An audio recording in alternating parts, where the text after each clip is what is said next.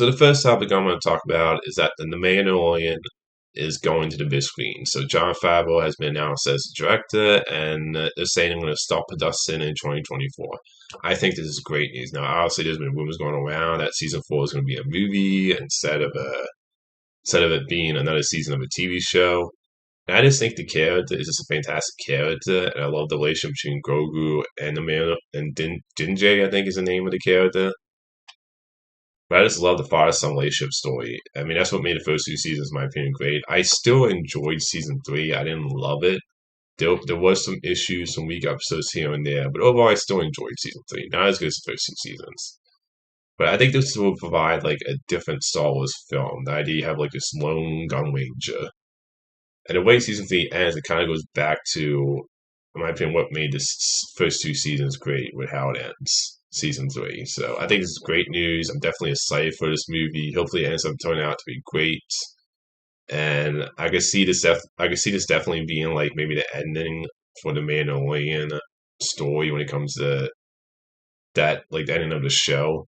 So hopefully, if it, hopefully it turns out to be a great movie and a fantastic Star Wars movie because I feel like there hasn't been a great Star Wars movie since Rogue One, in my opinion. But definitely excited for this news.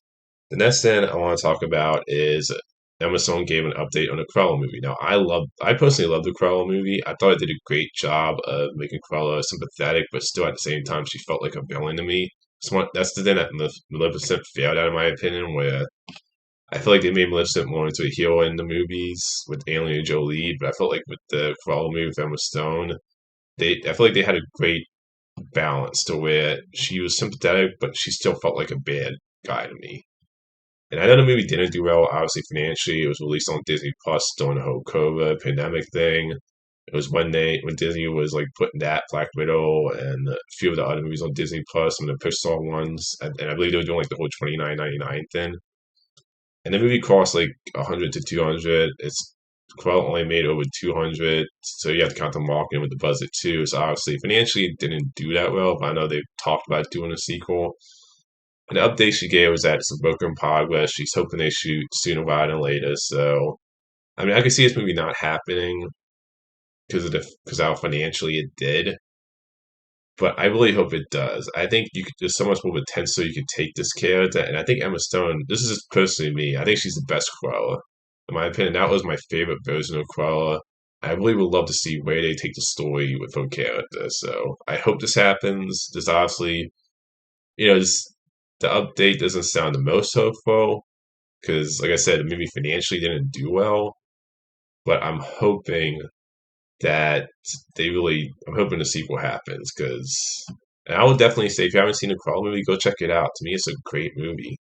It's definitely one of Disney's better. Like I wouldn't call it a remake, more of a new spin on a classic character. But I think it's one of the better jobs they did when it comes to taking a classic character and do something fresh with the character.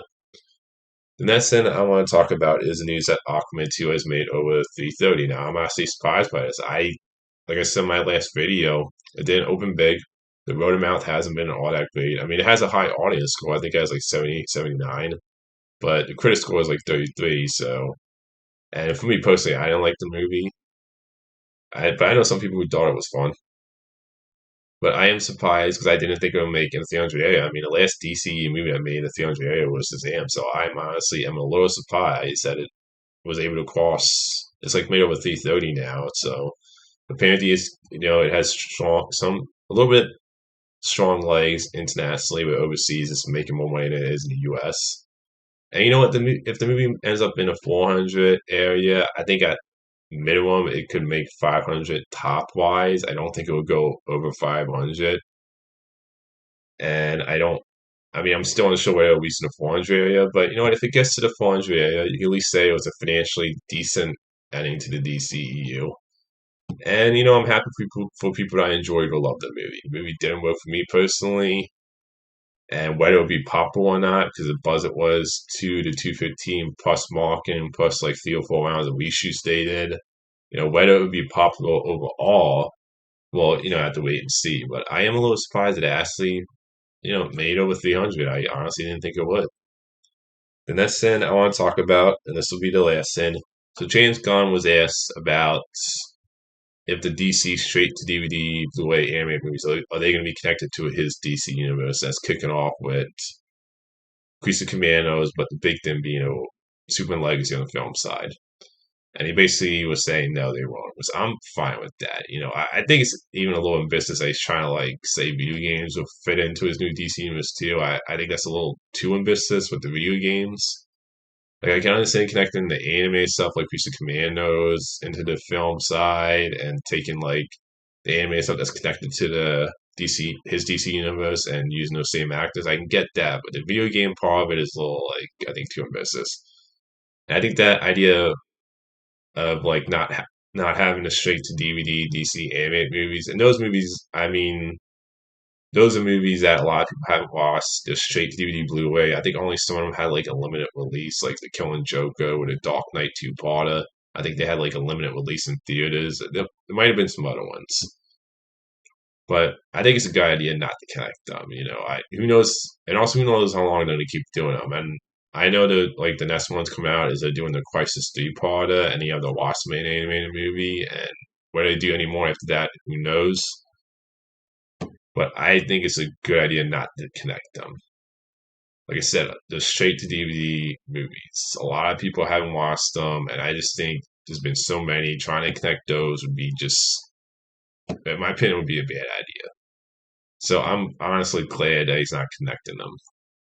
So that's all the movie news today. Until next time, movie fans.